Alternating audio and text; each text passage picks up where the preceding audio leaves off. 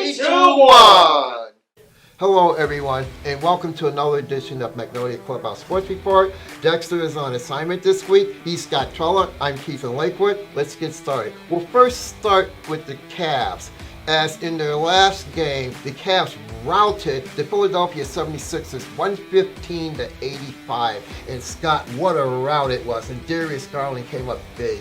And boy, did he ever. He led the way for the Cavs with 21 points, 2 rebounds, 9 assists. And they really had the Sixers on their toes last night. And the Cavs scored very well from three-point range.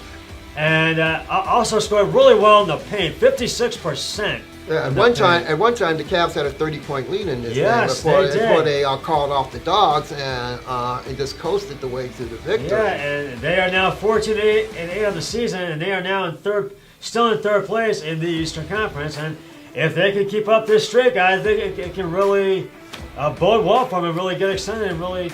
This is going to be an exciting year for the Cavs. I mean, this is just only the beginning of what we think is going to be a sensational season for the Cleveland Cavaliers. And we'll keep up with further progress as far as the Cavs. Moving on now to the college sports, where the Ohio State Buckeyes, boy, both the football team and the basketball team both got shellacked.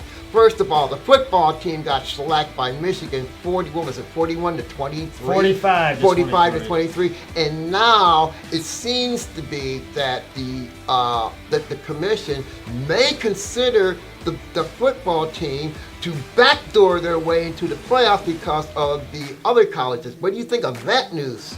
That could be said. If that happens, they would still have a chance at the national championship game. Excuse me.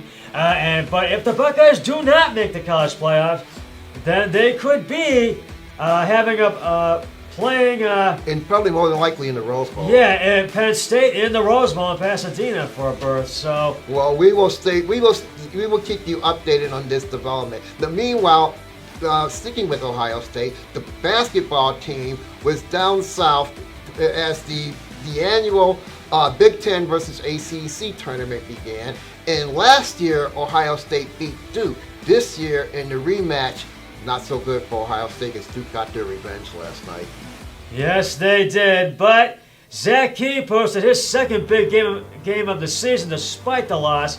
And 17 of his 21 points came just after halftime to go along with 8 rebounds. And the Buckeyes, they shot just 50% from the field after halftime, but it just was not enough to get them past Duke. And they never led once in this game. Duke clamped down on the defense, and Ohio State just could not come back from that.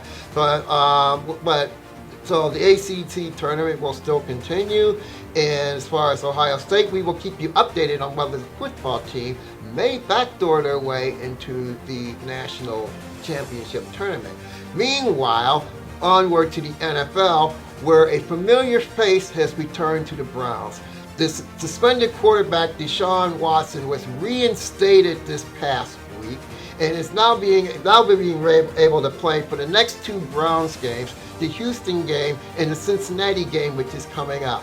Now, it seems to Scott that there's been a lot of controversy that is happening in which the Browns are doing their due diligence to make sure that Deshaun Watson does not speak to the public until after a significant period of time. And that is indeed the word, because I think he does not want to speak until after the game on Sunday, with him making his return to play against his former team, the Houston Texans, and they are 1-9-1. They've been like an open doormat all season, and I just feel the Browns are going to be all over the Texans Sunday. And Watson has been practicing at the Browns practice facility in Berea, and for the past 3 weeks. So I feel, that being said, I feel he's going to be good and ready to go for this week's game against the Texans. But I feel he will not say anything until after the game, because I feel that he does not want to, and I feel Stefanski agrees with him. Well. Deshaun Watson has a lot of rust to shake off because he has not played in over 700 days, which is 2 years, approximately 2 years, folks. And it's going to be a lot of rust to shake off. He may be a bit rusty when they play Houston, but come Cincinnati, I think they'll be good to go. And the Browns have 6 games left.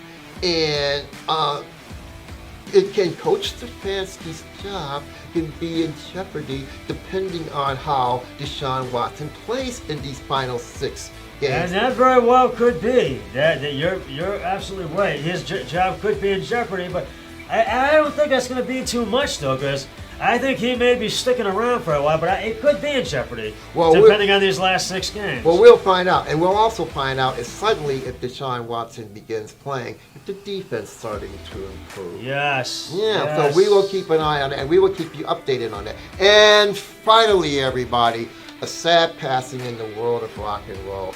As legendary singer-songwriter Christine McVie of Fleetwood Mac passed away last night. Christine McVie was an integral part of the soft rock superstar band known as Fleetwood Mac. She wrote songs such as Don't Stop Thinking About Tomorrow, which was the premiere for how President Bill Clinton won his election in 1992, and you make love for everyone. Now, Christine McVie was a talented singer and songwriter, and not only that Bill Clinton gave her God, but also fellow lead singer Stevie Nicks was very heartbroken by her passing. Christine McVie was 79 years old.